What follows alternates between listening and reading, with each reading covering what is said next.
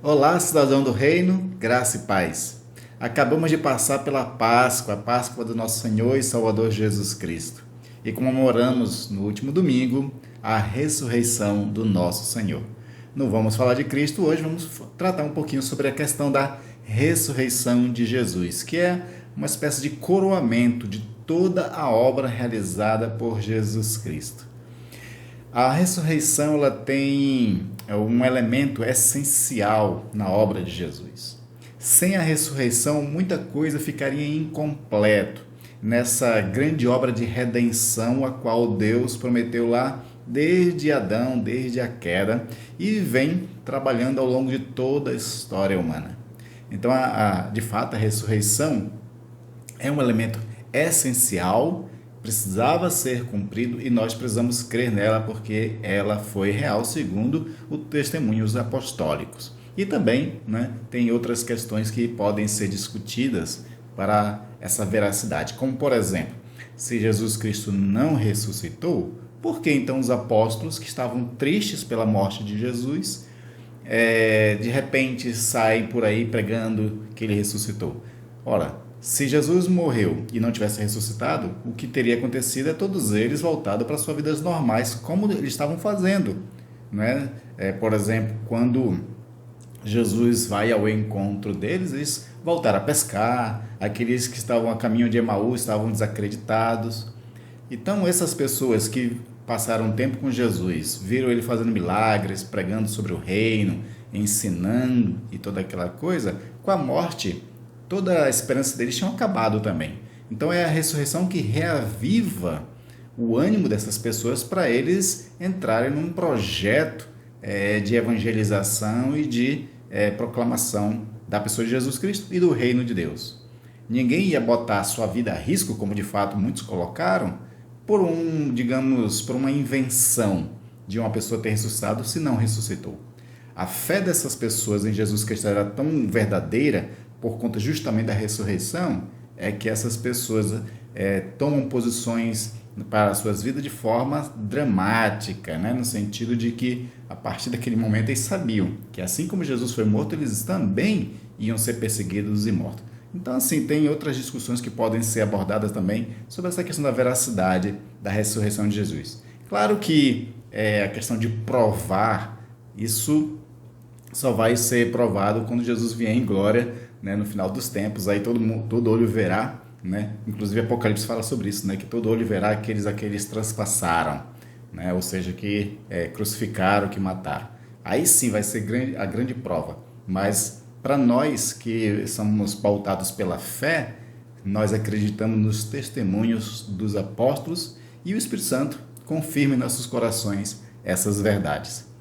Cientistas, historiadores que têm uma linha mais ateia, claro, não vão acreditar na ressurreição de Jesus porque não pode ser provada. Então, para nós é um elemento de fé, uma questão de fé, e é uma das questões mais cruciais da nossa fé, é a ressurreição de Jesus. Por isso que Paulo vai dizer aos Coríntios, lá em 1 Coríntios capítulo 15, que se Cristo não ressuscitou, então vã é a nossa fé e todos nós permanecemos em pecados. Então, para nós é crucial.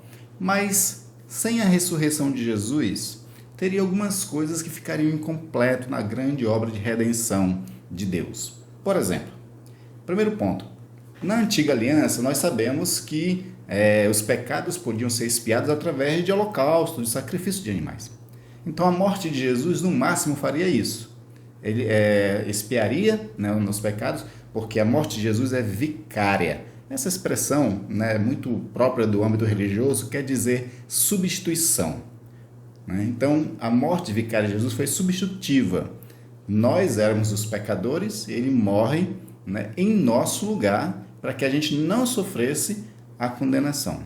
Então, essa parte de perdão de pecados, de justificação do pecado, poderia até ser concluída. Mas tem um outro elemento muito importante que só a ressurreição faz, que é nos dar uma vida transformada. A morte nos perdoa os pecados e a ressurreição nos transforma completamente. Isso eu estou falando baseado em Paulo, quando ele escreve lá aos Romanos, no capítulo 6, os 11 primeiros capítulos vão tratar muito bem dessa questão, né, de que se Cristo morreu, nós pela fé morremos com ele, pelo batismo. Então ele está usando a expressão de que, porque lá em Coríntios, né, 1 Coríntios 12, Paulo diz que o Espírito Santo nos batiza no corpo de Jesus Cristo, né? Batizar é imergir. Pela fé, no sentido espiritual, todos nós estamos imersos na pessoa de Jesus Cristo. Nós pertencemos a Cristo, né? Nós somos o corpo de Cristo, que é a expressão que Paulo gosta muito de usar. Então, na morte de Jesus, nós morremos com ele, certo? Só que na ressurreição, nós ressurgimos com ele também, e como o próprio Paulo diz, em novidade de vida. Ele diz isso a partir do versículo 3 do capítulo 6 de Romanos. Então, a ressurreição é o fator transformador das nossas vidas. Então, nós somos nova criatura se nós estamos em Cristo. Lembra que Paulo fala também em 2 Coríntios 5,17? Aqueles que estão em Cristo são novas criaturas, as coisas velhas são passadas e eis que tudo se faz novo. Isso é só possível por conta da ressurreição. Também outra questão muito importante é que se Jesus não tivesse ressuscitado, a morte, lembra, a morte foi a penalidade máxima dada pela queda, pelo pecado. Quando Deus diz a Adão, né, não coma do fruto da árvore do conhecimento do bem e do mal, senão certamente morrerás. Então essa foi a condenação máxima. Depois veio, né, depois da queda, veio também aquelas maldições. Mas a condenação máxima é a morte. Se Jesus não tivesse ressuscitado, a morte seria a inimiga número 1, tanto do homem quanto de Jesus, que tinha tido uma vitória, né? A morte seria vitoriosa sobre Jesus Cristo. E se a morte fosse vitoriosa sobre Jesus Cristo, também ela seria vitoriosa para todos nós, no sentido de que a gente não ia conseguir a ressurreição no final dos tempos. Então a ressurreição de Jesus, segundo a linguagem que Paulo usa, é a primícia, né? É o primeiro ressuscitado que vence a morte para garantir que todos nós possamos também ser ressuscitados na sua vinda. Porque lembra, quando Jesus vier, os que estiverem vivos serão transformados e os que estiverem mortos serão ressuscitados. Então, a vitória de Jesus sobre a morte faz com que, de fato, ela não seja a inimiga vitoriosa. Paulo diz que a morte ela será vencida completamente na vinda de Jesus, onde ninguém mais morrerá, né? E aí ele instala, claro, né, o reino eterno, onde a morte não terá mais domínio sobre nós. É isso que Paulo fala lá em 1 Coríntios capítulo 15. E aí Jesus, ele também ele completa, né, e ele, digamos assim, ele faz a efetividade de uma promessa que ele mesmo tinha feito. Lá em João capítulo 10 ele diz que ele tinha poder de dar a vida e de tomá-la de volta. Então ele deu a vida dele e ele a tomou de volta, né? Porque, como Pedro diz naquele sermão que ele prega lá em Atos 2, não era possível que a morte retesse o autor da vida. Se ele é a vida e se ele é o autor da vida, ele venceu a morte e assim, né, ele tem as chaves da morte e do inferno, agora como Paulo diz lá em Efésios capítulo 4. Então essa é mais uma da importância da ressurreição de Jesus, porque sem a ressurreição a morte continuaria vitoriosa. Terceira coisa muito importante para a gente também abordar sobre essa questão da ressurreição é que sem a ressurreição de Jesus, ele próprio não provaria que era Deus. Ou seja, se a morte, né, tivesse uma vitória total sobre Jesus, que tipo de Deus é esse que a morte vence? Então, quando ele ressuscita dentre os mortos, ele prova que é Deus. Como eu disse agora há pouco, né? Ele tem poder de dar a vida, ele deu por nós de forma vicária, mas a tomou de volta. Então, porque ele é Deus, ele pode fazer isso. Se Jesus não tivesse ressuscitado, nenhum dos apóstolos, nenhum dos discípulos de Jesus, nenhum daqueles 120 que estavam orando no cenáculo em Atos 2, né, esperando do alto ser revestido de poder, nenhum deles acreditaria que Jesus era Deus e nem estaria seguindo ele. se Jesus não tivesse ressuscitado. Quando ele ressuscita, aí toda a mensagem anterior de Jesus faz sentido.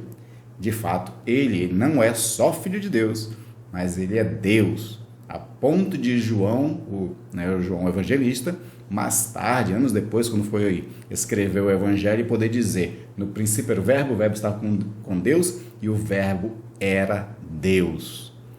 Isso só foi possível porque ele ressuscitou da morte, provando que é Deus, porque nem o ser humano tem capacidade de voltar dos mortos, né? Se tivesse, muitos mortos já teriam voltado, né? Com certeza, né? Então ele prova isso. Mas agora eu queria falar dos desdobramentos também da questão da ressurreição, porque a ressurreição, como eu falei, ela é uma espécie de coroamento, né? Da obra de Jesus Cristo. Quer ver? Vamos pensar um pouquinho lá no passado. Abraão, ele teve o teste da fé. O maior dos testes foi dado a Abraão quando Deus exigiu, né, que ele sacrificasse seu filho Isaque. Aquilo foi um grande teste de fé. E Abraão, um homem que já estava tendo uma certa experiência poderosa com Deus, já tinha 25 anos de caminhada com Deus, ele, sem titubear, ele resolve obedecer ao pedido de Deus de sacrificar Isaque. Então ele pega a lenha, pega o cutelo, pega, né, alguns companheiros para uma viagem, porque ele está em direção ao monte. E aí depois ele deixa essas pessoas, segue sozinho com Isaque, e Isaque faz uma pergunta interessante: pai, eis aqui a lenha, eis aqui o cutelo, né? Mas cadê o cordeiro para o sacrifício? Aí ele diz uma coisa interessante: o Senhor proverá para si um cordeiro.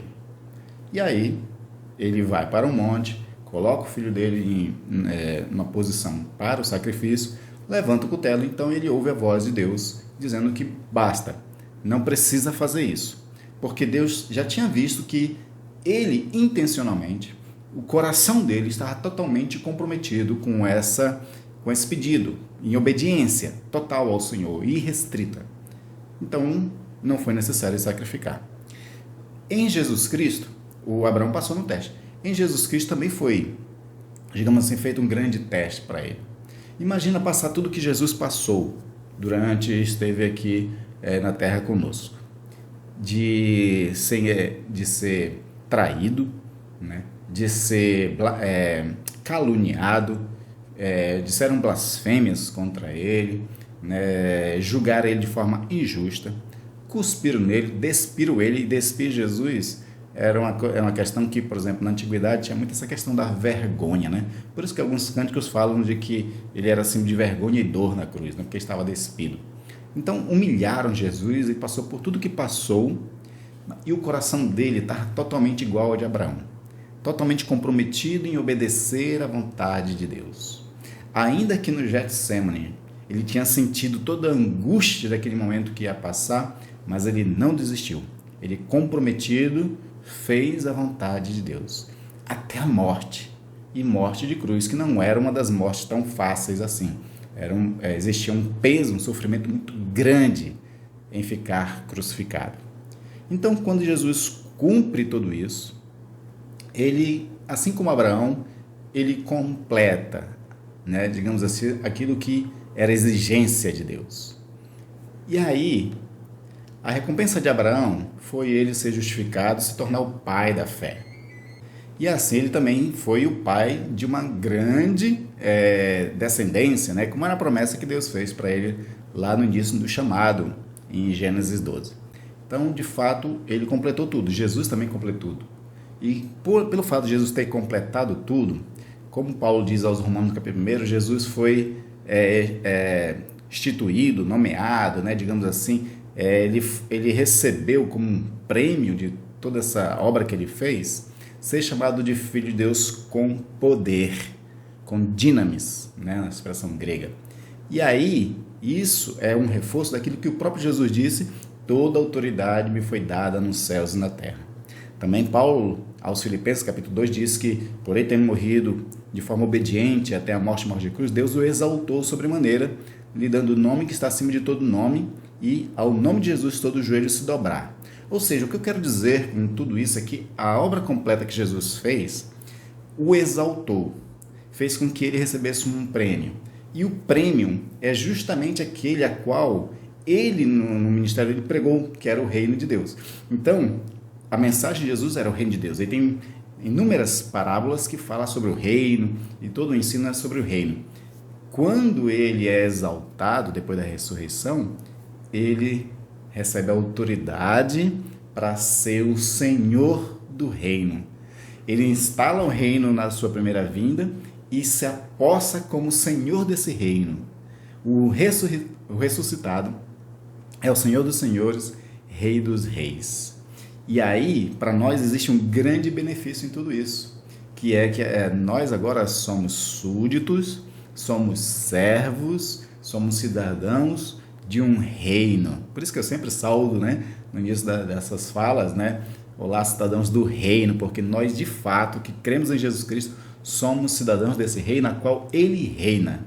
E se Ele reina, nós temos que ser obedientes a Ele, viver sob o seu governo, sob o senhorio dEle, viver as nossas vidas pautadas nos ensinamentos, nos mandamentos dEle.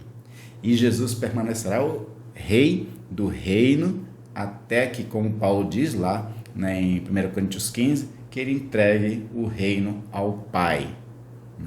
E aí virá a eternidade, aquela coisa toda maravilhosa. Então, a ressurreição é que possibilitou Jesus se tornar o Rei do reino. E o reino, ele é muito importante para nós. Porque se nós somos cidadãos do reino, independente do que acontece neste mundo, nós estamos seguros. Porque 3 coisas Paulo diz lá em Romanos 14 sobre o reino: que ele é justiça, alegria e paz. Independentemente do que está acontecendo no mundo, tragédias, mortes, pandemias, guerras, muita violência, muita doença, independente de tudo que acontece neste mundo, nós somos cidadãos do reino, e no reino de Deus, baseado na fé, porque nós andamos por fé e não por vista, nós podemos gozar de paz, de alegria e de justiça. Essa é a questão. Por isso que o reino é importante na mensagem de Jesus, e esse reino foi possível na sua ressurreição. Então, para nós, a ressurreição nos transformou, nós vivemos em novidade de vida, fomos inseridos no reino pela fé em Jesus Cristo e somos agora governados por Jesus Cristo, o Senhor ressurreto. Amém, queridos? Que esse Cristo ressurreto seja o Senhor da sua vida e vocês obedeçam a Ele incondicionalmente. Faça dele o seu pastor, faça dele o seu Senhor, faça dele aquele que te ensina e te conduz no reino de justiça, de paz e alegria no Espírito Santo. Deus abençoe e até o próximo vídeo.